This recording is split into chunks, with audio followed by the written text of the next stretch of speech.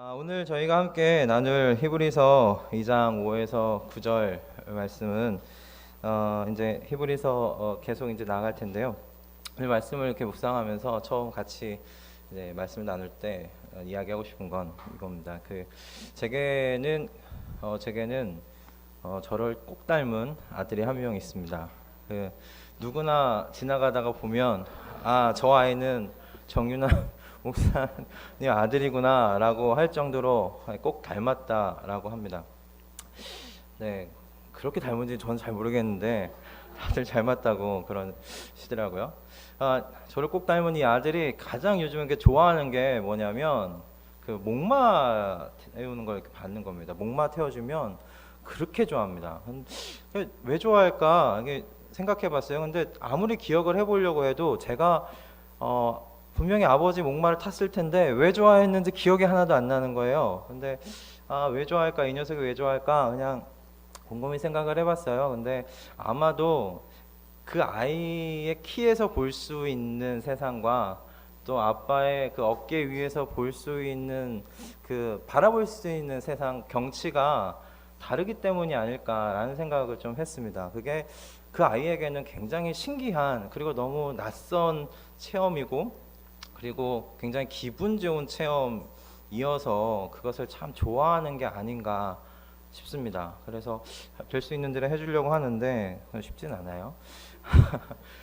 그런 경치, 새로운 것들을 뭔가 새로운 시선에서 바라볼 수 있는 위치에서 바라보는 것, 그게 굉장히 우리에게 주는 그 교훈들이 있다 생각이 들어요. 그리고 또 비슷한 관점에서 제가 등산을 한 5년 전까지 좀 다녔습니다. 그때 설악산을 좀 좋아해서 다녔었는데 거기에 이제 서북능선이라는 곳이 있고 공룡능선이라는 곳이 있어요. 근데 이 공룡능선을 한 3번 정도 탔었습니다. 근데 그렇게 3번씩이나 탄 이유가 있습니다. 왜냐하면 꼭 거기서만 바라볼 수 있는 설악산의 경치가 있는 거예요.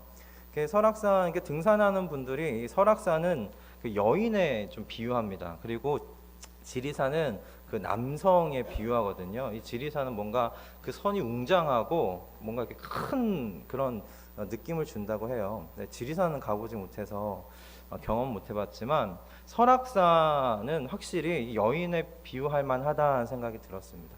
이 공룡능선에서 바라보는 설악산은 굉장히 그 오밀조밀하고 세밀하고 굉장히 선이 날카로우면서 아름답습니다. 그래서 이 설악산이 참 그 여인에 비유하는 게 참 맞겠구나. 그리고 능선 사이로 가끔씩 이렇게 밀려오는 구름대가 참 그렇게 신기하고 신비롭게 보이기도 합니다. 그게 그 능선에서만 볼 수 있는 광경인 거죠. 다른 곳에서는 밑에서는 볼 수 없는 그 광경입니다. 오늘 이렇게 제 아들이 좋아하는 이 목마와 이 등산의 이야기로 함께 말씀을 시작하는 이유는 다름이 아니라 오늘 말씀을 통해서 성도가 가지게 되는 이 목마의 그리고 이 산의 능선에 비유가 될 만한 것들이 있다라는 것입니다. 그곳에서 우리가 바라볼 수 있는 경치가 있다라는 것이죠. 오늘 이 말씀을 통해서 저희가 그것이 무엇인지 오늘 이 말씀에서 그것을 무엇으로 말씀하고 있는지 함께 이야기를 나누기를 원합니다. 오늘 말씀을 함께 읽은 2장 5절부터 이 9절 그 앞장에서 1장에서는 전체적으로 이 믿음 때문에 고난받고 그리고 고통당하면서 그래도 믿음을 지켜 나아가려고 하는 성도들이 겪게 되는 그 고통을 함께 이야기를 좀 나눴었습니다. 2장 1절에서 그렇게 그 고난 속에서 고통 속에서도 그렇게 신앙을 지켜야만 한가 할례를 받고 그리고 율법을 따라서 사는 그 과거의 신앙으로 회개하고 그렇게 좀 타협하면서 편하게 살면 되지 않는가라는 이 고민이 이 당시 신앙의 공동체 안에 있었다라는 것이죠. 그런 성도들에게 1장에서 계속 거듭 얘기하는 것은 너희가 지금까지 들은 것을 끝까지 굳게 붙잡아라 라고 이야기하는 것입니다. 왜냐하면 우리가 지금까지 너희가 들었던 그 모든 내용은 다 예수 그리스도이신데 그 예수 그리스도가 우리 인생의 유일한 해답이고 답이기 때문에 힘들지만 고통스럽지만 지금까지 들은 바 그 내용을 굳게 붙잡고 견뎌내라 라고 하는 것이 1장에서 이야기하는 바였습니다. 오늘 이어서 나눌 본문은 이 예수와 이 말씀 안에서 얻게 되는 우리의 가진 전망이 무엇인가 하는 것입니다. 첫 번째로 오늘 처음에 볼 7절과 이 8절 말씀을 통해서 보게 될 것은 무엇이냐면 우리가 어느 곳에서 전망을 얻는가? 말씀 안에서 분명하게 전망을 얻게 된다는 것. 저희가 바라보지 못했던 전망을 그곳에서 보게 된다는 것입니다. 먼저 오늘 본문 5절을 보시면 히브리서 기자가 이렇게 이야기합니다. 하나님이 우리의 말한 바 장차 오는 세상을 천사들에게 복종케 하심이 아니라고 말하고 있습니다. 이게 무슨 말입니까? 앞으로 올 이 하나님의 이 나라는 천사들이 다스리는 그런 세상이 아니라 누가 다스린다고요? 누가 다스리냐면 구약에서 시편 8편에서 이야기하는 바와 같이 우리가 다스리는 세상이라는 거예요. 하나님의 자녀들이 다스리는 세상이라는 거예요. 그것에 대해서 이야기하고 있는 바입니다. 히브리서를 쓴 이 바울이 시편 8편을 인용하면서 하나님께서 사람을 창조하셨던 바 원래의 모습이 무엇이었냐라는 것을 이 시편 8편을 통해서 가르치고 있습니다. 이 시편 8편은 다윗이 아마도 그 사울에게 쫓기며 살았던 그 어느 날 광야에서 하나님이 창조하신 세상을 바라보며 지은 아마 시라고 다들 그렇게 이야기를 합니다. 근데 여기서 사용한 그 이 사람, 여기 인자, 사람이 무엇이간데 인자가 무엇이간데 라고 하는 이 사람과 인자가 여러분 그 예수님에 대하여 이야기하는 바가 아닙니다. 사람에 대한 이야기입니다. 사람 하나님이 창조하신 그 우리 일반 사람들을 가리켜서 인자와 여기서 얘기한 사람이라고 이야기합니다. 즉 다윗이 이 시를 지으면서 하나님의 그 창조 이야기, 창세기 앞장에 있는 그 창조의 이야기를 묵상하면서 세상을 바라본 것이에요. 그 내용을 7절과 8절에서 이렇게 이야기를 하는 것입니다. 바울이 여기서 인용한 시편 7절과 시편 8편의 7절과 8절 이 상반절까지의 내용은 어떤 질문에 대한 답변이냐면 인간이 무엇이냐? 인간이 어떤 존재냐라는 질문에 대한 답이에요. 사람이 잠깐 동안은 천사보다 못하게 창조되어졌고 빚어졌지만 사람이 마침내 갖게 되는 건 뭐냐면 영광과 존귀의 관이라는 것입니다. 결국은 이 영광과 존귀의 관을 쓰게 될 것입니다. 그리고 결국 모든 만물을 통치하게 되는 그 위치에 하나님께서 당신의 창조하신 사람들을 세우실 것이다 라는 것입니다. 왜냐하면 하나님께서 사람을 창조하실 때 당신의 형상으로 창조하시면서 하나님이 창조하신 세상을 나 대신 다스리라고 이 세상을 맡겨주셨기 때문입니다. 그래서 이 나라를 하나님께서 창조하신 이 하나님의 이 나라를 하나님의 뜻대로 하나님의 마음대로 잘 다스리라고 사람에게 주신 것이었던 거죠. 이 시편 8편의 내용이 그것입니다. 다윗이 그것을 바라본 거예요. 하나님이 우리를 그렇게 영광과 존귀의 관을 씌우신 자라는 사실을 바라본 것입니다. 아마 그래서 이 다윗이 광야 속에서 창조의 이야기를 그래서 묵상했겠다 싶습니다. 이 내용을 묵상하다 보면 창세기 1장 26절에서 28절의 말씀이 이렇게 언뜻 생각이 나게 됩니다. 하나님께서 당신의 형상으로 사람을 창조하셨죠. 그리고 그들에게 이렇게 말씀하십니다. 그렇게 복을 그들에게 이르시되 생육하고 번성하여 땅에 충만하라. 땅을 정복하라. 바다의 고기와 공중의 새와 땅에 움직이는 모든 생물을 다스리라 라고 말씀하셨습니다. 여러분이 다스림에 대한 이 통치에 대한 하나님의 명령이 사라진 것이 아닙니다. 죄로 인해서 사라진 것이 아니라 하나님께서 예수 그리스도 안에서 이 통치에 대한 이 회복을 우리 가운데 일으키고 계시는 것이에요. 이 땅 가운데 하나님께서 하나님의 마음으로 하나님의 뜻에 맞게 이 맡기신 이 세상을 다스리도록 하나님께서 인도해 가신다는 것입니다. 하나님께서 우리를 창조하신 목적을 이렇게 생각나게 만드는 이 시편 8편을 아마 이 히브리서 기자가 인용한 데에는 저는 그래서 의도가 있었겠다 싶습니다. 무엇을 말하고 싶어서 이 시편 8편을 여기서 의도적으로 여기서 인용을 했을까? 저는 앞에서 말씀드렸다시피 하나님께서 계획하시고 성취하고 계시는 인간의 이 본래 모습이 이 7절과 8절의 모습이라는 것이에요.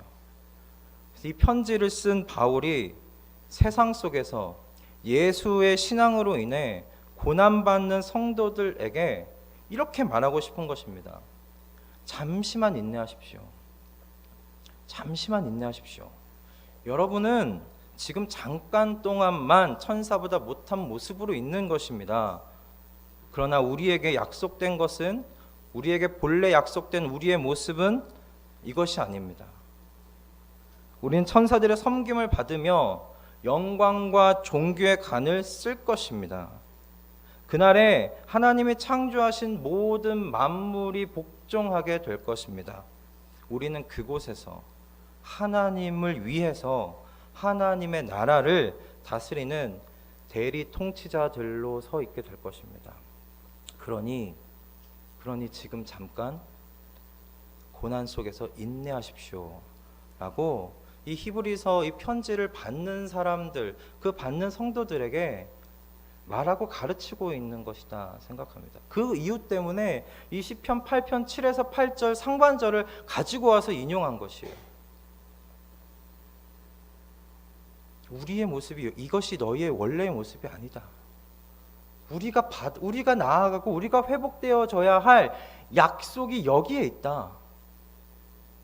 다윗이 바라보고 다윗이 그 광야 속에서 얻은 은혜의 말씀이 여기에 있고 이것이 오늘 우리에게 주시는 하나님의 말씀이다 라고 바울이 이 히브리서 이 편지를 받는 유대인 안에 있었던 예수 신앙을 갖는 공동체에게 가르치고 있겠다, 전하고 있는 것이다 생각합니다.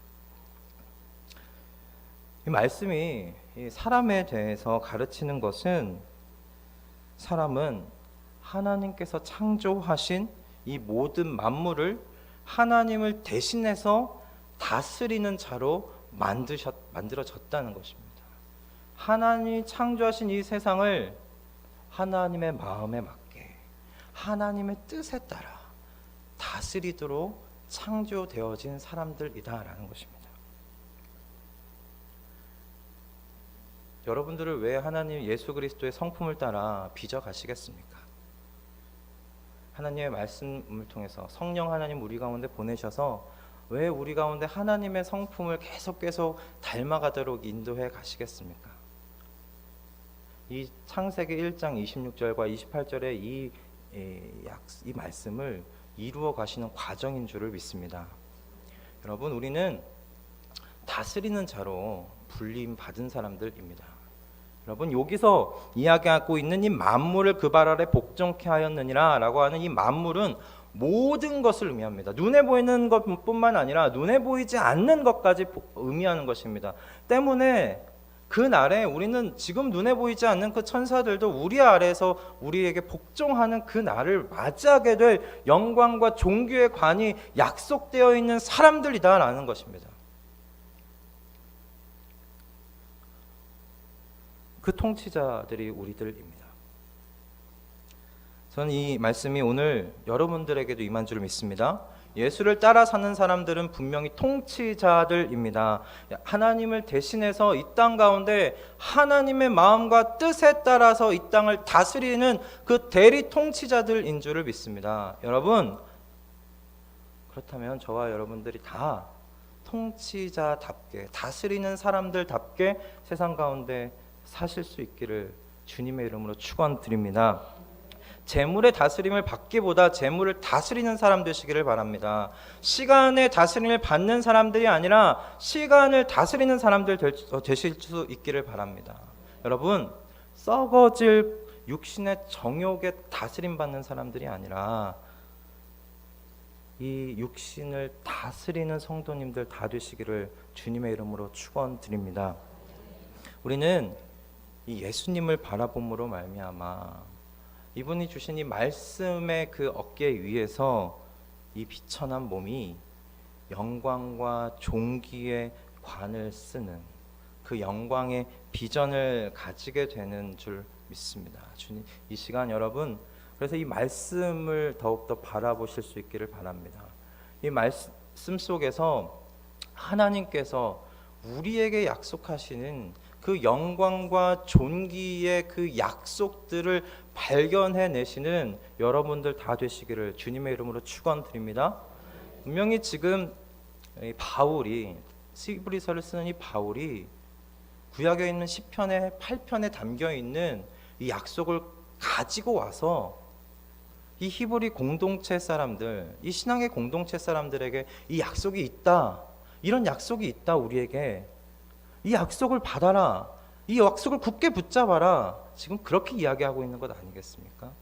여러분, 이 안에 우리를 향한 하나님의 무한한 그 많은 약속이 이곳에 담겨 있는 줄 믿습니다. 이거 썩혀두지 마시고 여러분 펼치셔서 이 약속을 마음 가운데 받아 누리시는 여러분들 다 되시기를 주님의 이름으로 축원드립니다. 아멘. 두 번째로 저희가 이 말씀 속에서, 본문 속에서 보는 것은 예수를 더 바라봐야 한다는 것입니다. 예수를 바라보라고 가르치고 있다는 것입니다. 여기까지는 저희도 잘 압니다. 말씀 속에서 우리가 감동도 받고 결단하기도 합니다. 그런데 저도 알고 여러분도 잘 알고 있다시피 좀 인정할 것은 인정하는 것인데요. 우리는 좀 어떤 의미에서 영적인 그 양은 냄비 같지 않은가 생각이 들어요. 영적 양은 냄비 같다는 생각은 저한테 되게 많이 받습니다. 말씀을 읽고 또 이 말씀을 준비하면서 받는 은혜들이 있어요. 그러면서 그래, 이렇게 가르치신 대로 살아야지, 깨닫게 하신 대로 살아야지, 이 주신 마음이 있어서 막 뜨거워서 막 기도도 해요. 그런데 이렇게 나아가다 보면, 세상 가운데 나아가고 삶 속에 나아가다 보면 맞닥뜨리게 되는 것이 무엇이냐면 오늘 본문의 8절 하반절의 말씀입니다. 8절 하반절에 이렇게 이야기를 하고 있어요. 지금 우리가 만물이 아직 저에게 복종한 것을 보지 못하고입니다. 지금 우리가 만물이 아직 저에게 복종한 것을 보지 못하고, 사람에게 약속된 통치가 아직 우리의 삶 속에, 그죠? 이 우리의 삶의 역사 속에 실현되어 있지 않은 것을 보는 거예요. 말씀이 보여주는 저 영광과 그 이 존귀를 구경하고 이 말씀의 어깨 위에 타서 저 멀리 보이는 그 영광과 존귀를 구경하고 내려왔어요. 내려왔는데 우리들의 눈앞에 놓여있는 현실이 어떠냐는 거예요. 아직 그 약속이 실현될 것 같지 않은 그 현실이라는 거예요. 그 약속이 실현되기엔 정말 불가능해 보일 것 같은 현실이라는 거예요. 다스리는 자로서 나를 보는 것은 고사하고 세상 속에서 보게 되는 나는 너무나 작고 초라하고 미미한 존재라는 것이죠. 그런 나를 순식간에 보게 되는 거예요. 말씀의 어깨 위에서 저 멀리 보게 된 내가 받게 될 영광과 존귀의 관, 내가 결국은 저 영광과 존귀의 관을 받게 되는 것이지 라고 하고 어깨 위에서 내려오는 순간 저희가 보게 되는 현실이 무엇입니까? 작고 미미하고 초라해 보이는 나라는 것입니다. 이 편지를 읽었을 성도들이 당시에 그랬을 것 같아요. 유대 동족들 틈바구니 속에서 이 예수 신앙을 지키기 위해서 고통당하고 이 고난을 받는 이 상황 속에서 잠시 말씀이 약속하는, 자신들에게 약속하는 이 영광과 이 존귀, 그것을 바라보았지만 그들도 동일하게 기도하다 뜬 눈을 떠보면 약속된 통치가 임하지 않은 그 현실을 목도하지 않았겠느냐는 것입니다. 그래서 그 환경 속에서 이제 좀 타협하고 돌아갈까 그냥? 그렇게 갈등하는 자신의 이 모습이 얼마나 한탄스러웠겠는가 생각합니다. 그게 목사인 저의 모습이기도 하고요. 그래서 오늘 이 말씀에서 성도인 우리가 그래서 바라봐야 하는 분이 있다는 겁니다. 말씀을 바라보지만 동시에 이 현실을 살아가는 성도가 또 동일하게 또 바라봐야 되는 것이 있는 거예요. 그게 예수 그리스도이다 라고 오늘 이 본문이 이야기하는 겁니다. 8절 하반절에서 우리는 아직 약속된 통치를 보지 못합니다. 그런데 9절에서 성도는 무엇을 보냐면 영광과 존귀로 관쓰신 예수를 봅니다. 여러분 이게 굉장히 여러분 그 밑줄 치실 수 있다면 비춰 놓으셨으면 좋겠어요. 8절 하반절에 복종한 것을 보지 못하고 9절에 영광과 존귀로 관쓰신 예수를 보니 이게 현실, 이게 그리스도인 성도의 그 신앙의 열쇠가 여기에 달려 있습니다. 여러분 우리는 아직 현실 속에서 약속된 것이 실현된 것 되지 않은 것을 보게 됩니다. 그러니까 약속이 아직 실현되지 않은 것을 보게 됩니다. 그런데 동시에 우리는 누구를 보냐면 이미 그 약속이 성취되어진 약속을 이미 받으신 예수 그리스도 영광과 존귀의 관을 쓰신 그 예수 그리스도를 보게 된다는 것입니다. 보지 못하고 본다. 보지 못하고 본다. 여기에 우리의 신앙의 열쇠가 달려 있습니다. 성도는 현실 속에서 약속된 것을 찾는 사람들이 아닙니다. 그러니까 약속된 것이 성취되어진 얼마나 성취되어져 있는지 그걸 찾는 사람들이 아닙니다. 성도는 예수를 통해서 실현될 약속, 그 약속을 계속 주목하여 보는 사람이라는 겁니다.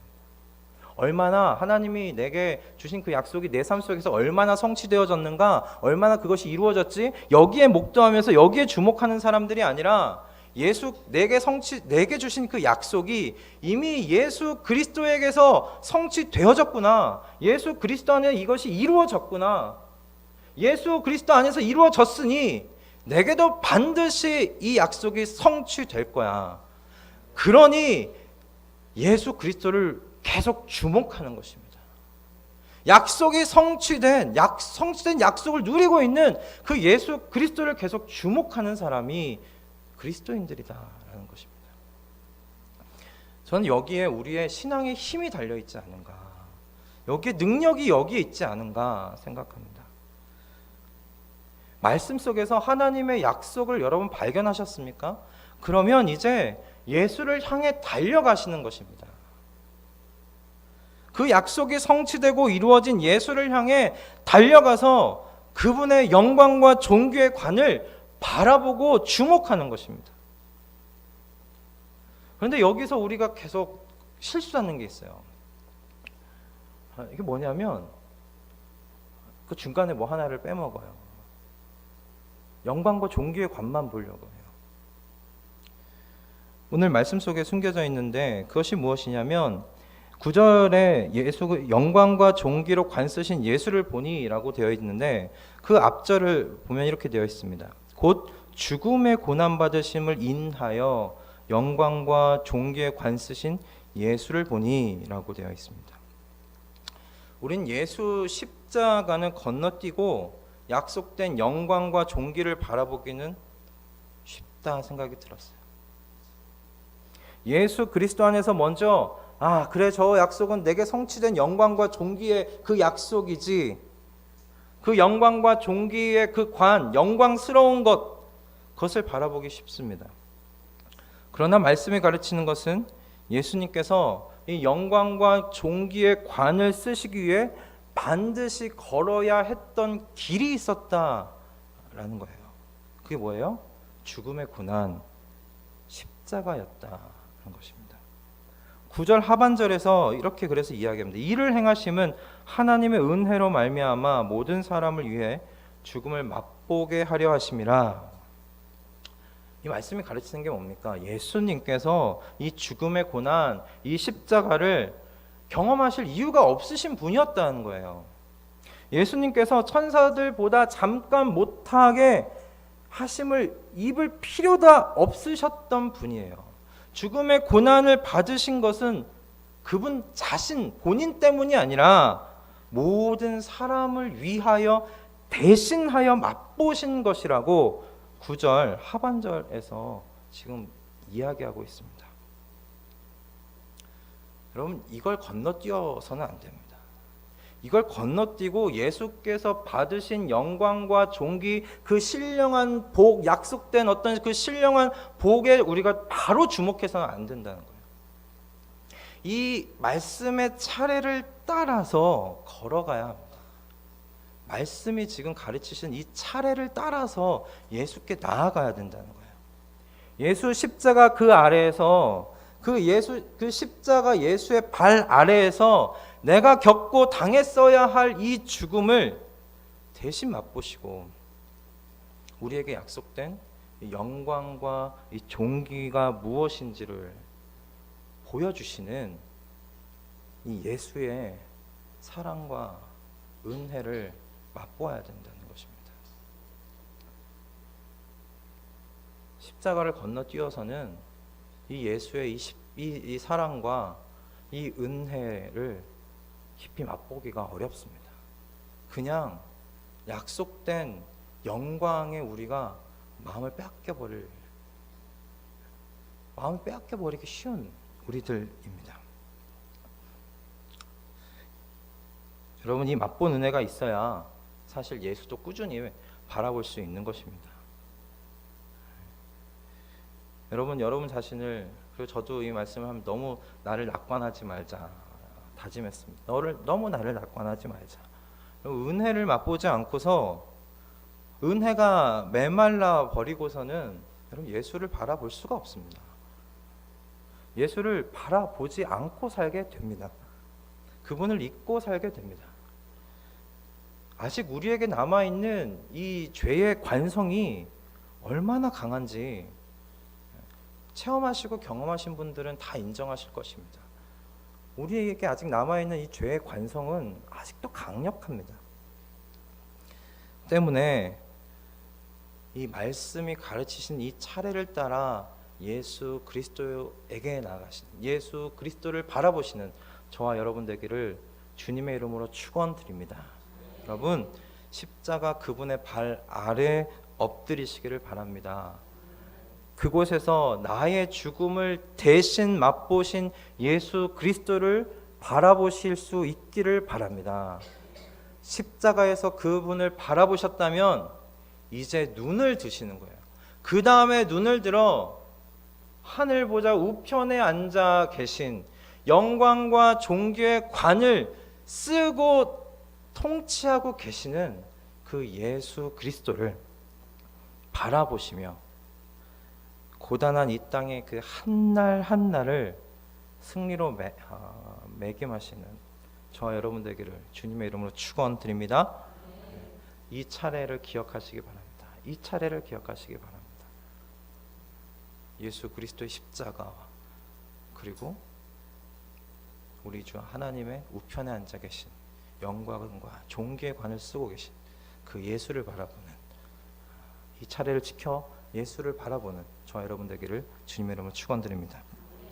셋째는 우리가 이렇게 말씀의 그 어깨 위에서 그리고 예수 그리스도의 어깨 위에서 이렇게 바라보게 되면 우리가 세 번째 얻게 되는 유익이 있습니다. 세 번째는 뭐냐면 은혜 의식 속에서 살게 된다는 것입니다. 은혜 의식 속에서 살게 된다. 예수 바라봄에 있어서 말씀이 인도하는 순서대로 우리가 이 예수를 바라보게 될 때 우리는 예수 그리스도 안에 있는 하나님의 은혜를 그때 보게 됩니다. 이 은혜의 빛이 있어야 우리가 하나님 앞에서 사실 좀 겸손하게 살 수 있는 것 같아요. 6절의 내용을 이렇게 묵상하다 보면 그런 마음이 듭니다. 하나님 앞에 사람의 이 겸손이 사람마다 얼마나 다를 수 있을까 생각이 들어요. 아마도 하나님의 은혜의 이 깊이와 높이와 너비와 길이를 아는 만큼 다르지 않을까 생각이 듭니다. 우리가 이 본문 6절로 이제 올라가는 것입니다. 예수 그리스도의 십자가와 그분께 받은 영광과 존귀, 그것이 내게 주어진 것이구나, 하나님의 은혜로. 그리고 나서 6절로 올라갔을 때 이 6절에서 이야기하는 이 감정이 아마 더 깊이 다가올 수 있겠다 싶습니다. 6절의 말씀은 사람이 무엇이관데, 그죠? 사람이 무엇이라고 이 크신 주께서 저를 마음에 두십니까? 그런 이야기입니다. 인자가 무엇이라고 주께서 제게 이런 관심을 가지십니까? 이런 관심을 가지시고 저를 돌보십니까? 라는 다윗의 고백입니다. 전 6절에서 주목해서 계속 묵상했던 것이, 설교를 준비하면서 계속 묵상했던 것은 바로 이겁니다. 다른 게 아니라 사람이 무엇이관데, 인자가 무엇이관데 라는 대목입니다. 전 이 사람이 무엇이관데, 인자가 무엇이관데 라는 이 말씀을 보면서 디모데전서 1장 15절과 16절에서 사도 바울이 자신을 향한 이 말씀이 좀 떠올랐어요. 거기서 사도 바울이 이런 식으로 좀 이야기합니다. mit보다 모든 사람이 받을 만한 말이여, 그리스도 예수께서 죄인을 구원하시려고 세상에 임하셨다 하였도다. 그런데 자신에 대해서 이렇게 이야기를 하죠. 내가 죄인 중에 괴순이라. 나는 죄인 중에 우두머리입니다. 그리고 이야기하는 건데, 그런데 하나님께서 이런 나에게 자비를 베푸셨습니다. 나는 우리 주 예수 그리스도께서 끊임없이 얼마나 참아주실 수 있는 분이신지에 대한 참 좋은 본보기입니다. 그게 바로 나입니다. 그게 사도 바울의 마지막 편지에 있는 내용입니다. 전 사도 바울이 한평생을 분명히 은혜의식 속에서 살았겠다 확신합니다. 그리고 오늘 이 말씀을 준비하면서 이렇게 기도 잠깐 했습니다. 주님, 저도 한평생을 이 사도 바울이 가지고 있는 이 은혜의식 속에, 이 은혜의 충만함 속에 주님, 저도 살게 해주십시오. 저도 평생을 이렇게 나를 고백할 수 있는 사람 되었으면 좋겠습니다. 그러려면 은혜를 맛봐야 되겠습니다. 이 충만한 은혜 가운데 잠겨 살아야 되겠습니다. 주님, 제게 그런 은혜 허락해 주십시오. 기도 잠시 했었습니다. 여러분, 요즘 얼마나 하나님 앞에서 제가 무엇이라고, 저라는 사람이 무엇이라고 저를 마음에 두십니까? 제게 관심을 베푸시고 돌아봐 주십니까? 라는 고백을 하며 살고 계십니까? 이 감사의 고백이 우리의 입술에서 잡치를 감춰가고 있다면 우리가 은혜에서 멀어지고 있다는 신호입니다. 요즘 힘든데, 안 되는 일만 가득한데 어떻게 이런 마음을 가지겠습니까? 그건 삶이 좀 편한 사람들에게나 뭘 하더라도 잘 되는 사람들에게나 가능한 이야기 아닙니까? 라고 생각하는 분이 계시다면, 오늘 이 본문에서 인용된 시편 8편이 다윗이 편안한 때에 쓰여진 시가 아니라는 사실에 여러분 주목하실 수 있기 바랍니다. 내가 죄인 중에 괴수, 우두머리라고 고백한 장소가 감옥 안이었다는 사실을 여러분 주목하실 수 있기 바랍니다. 다윗이 고백했던 건 광야였습니다. 오히려 광야에서 이 은혜가 크신 하나님을 만나고 그분의 어마어마한 그 은혜를 발견했던 것이 시편 8편입니다. 여기까지 말씀을 묵상하면서 정말 기독교의 이 신앙이 정말 이게 신비다 생각이 들었어요. 이게 정말 이 기독교의 신앙이 이게 신비고 이게 비밀이다 싶습니다.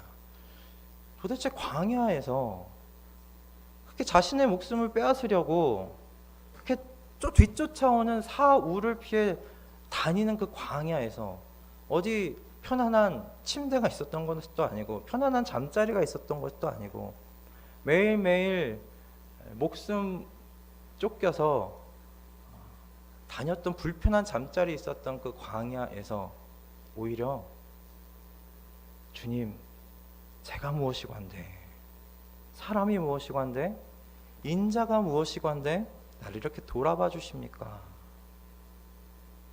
나를 어떻게 이렇게 돌보시고 마음에 두십니까? 라고 고백할 수 있다는 것이 저는 이 기독교가 가지는 이 신앙의 이게 신비가 아닐까 싶습니다. 이렇게 고백하는 것을 세상 사람들이 어떻게 이해할 수 있겠습니까? 전 도저히 이해할 수 없을 것이라 생각합니다. 당연히 불평해야지. 당연히 힘든 때잖아. 자기 극기 아니야? 라고 말하는 것이 세상일 것 같아요. 그런데 저희가 시편 8편에서 고백하는 다윗의 감정이 자기 극기가 아니라는 건 우리가 다 인정하는 것이 아닙니까? 정말 그 하나님의 은혜를 경험하는 거예요. 그 광야에서 저 하늘의 별을 보고 이 광야, 그 사막, 그 능선이든지 그곳을 바라보면서도 하나님이 창조하신 그때 주신 그 말씀, 그 약속 붙잡으면서 그 약속이 실현될 내게 주신 영광과 존귀를 바라볼 수 있었던 것이 이 광야였다는 것. 여러분 이 광야에서 다윗이 이런 하나님의 은혜 안에 잠겼다는 것, 그리고 사도 바울이 그 감옥, 차가운 그 감옥의 그 한켠 방 안에서 이 은혜에 잠겼다는 것을 여러분 기억하시는 이 저녁 되시기를 주님의 이름으로 축원드립니다. 여러분 이 시간 광야를 걷고 계시는 성도님들이 계십니까? 이 저녁에 부르짖으며 기도하실 수 있기를 축원드립니다. 광야에서 다윗이 크신 하나님을 발견했듯이 주님, 제게도 그 크신 하나님을 보게 하여 주십시오. 그 영광을 목도하게 해 주십시오. 나를 돌아보시고 마음에 두신 그 영광의 하나님, 그 은혜의 크기를 경험하는 이 밤이 되어질 수 있도록 주님 도와주십시오. 이 광야의 은혜에 잠겨 걸어가도록 주님 인도하여 주십시오. 하고 기도하며 마지막에 주님, 제가 무엇이고 한데, 저를 주의 마음에 두십니까? 저를 돌아보십니까? 감사합니다. 그렇게 감사로 마무리되는 이 저녁 되시기를 주님의 이름으로 축원드립니다. 말씀을 정리하겠습니다. 오늘 저희가 나눈 것은 우리가 두 가지를 바라보고 한 가지 의식 속에서 살아가야 한다는 것이었습니다. 무엇을 바라봅니까? 말씀을 바라보는 것입니다. 말씀 속에서 성도는 하나님의 약속을 발견합니다. 그 약속에 담겨있는 영광과 존귀에 우리의 눈이 멀어지는 것이 이 말씀을 대하는 우리의 그 욕심입니다. 욕심을 가지고 말씀 속에 파고 들어가시는 저와 여러분 되기를 주님의 이름으로 축원드립니다. 그렇게 말씀 속에서 하나님이 약속하신 영광과 존귀를 바라보셨다면 이제 예수 그리스도를 향해서 나아가는 것입니다. 예수 그리스도를 바라보시는데 우리는 차례대로 바라보는 것입니다. 십자가 예수 그리스도의 발 아래에서 나를 대신해 죽음을 맛보신 그 예수를 기억하고, 그리고 나서 하늘 보좌 우편에 앉아 계신 영광과 존귀의 관을 쓰고 계신 그 예수를 바라보시는 저와 여러분 다 되기를 주님의 이름으로 축원드립니다. 그리고 나서 우리가 이 은혜의 의식 속에 그럼 우리가 살아가게 되는 것을 경험하게 될 줄로 믿습니다. 세상은 끊임없이 우리를 결핍 의식 속에서 살게 하려 할 것입니다. 그런데 오늘 이 히브리서 2장에서 살펴본 것은 하나님께서는 우리를 은혜의 충만 속에서 살아가게 하시려 한다는 것입니다. 오늘 말씀을 마치면서 그 C.S. 루이스라는 작가가 쓴 책이 한 권이 있어요. 그 책에 그 책 중에 스크루테이프의 편지라는 그 책이 있습니다. 이 편지에서 사탄이 하나님을 향한 평가에 대한 그 한 대목을 읽어드리고 오늘 말씀을 마무리하겠습니다. 이건 사탄이 이야기하는 것입니다. 우리는 결국에는 식탁에 올릴 소를 원하지만 그는 마침내는 그는 하나님이십니다. 그는 마침내는 자신의 아들로 삼을 종을 원한다. 우리는 빨아들이고 싶어 하지만 그는 나누어 주고 싶어 한다. 우리는 비어 있어서 채워져야 하지만 그는 충만해서 넘쳐 흐른다. 충만으로 넘쳐 흐르는 우리 주님 안으로 더 가까이 힘을 다해 나아가는 우리 미랄 거적들 다 되시기를 주님의 이름으로 축원드립니다. 기도하겠습니다.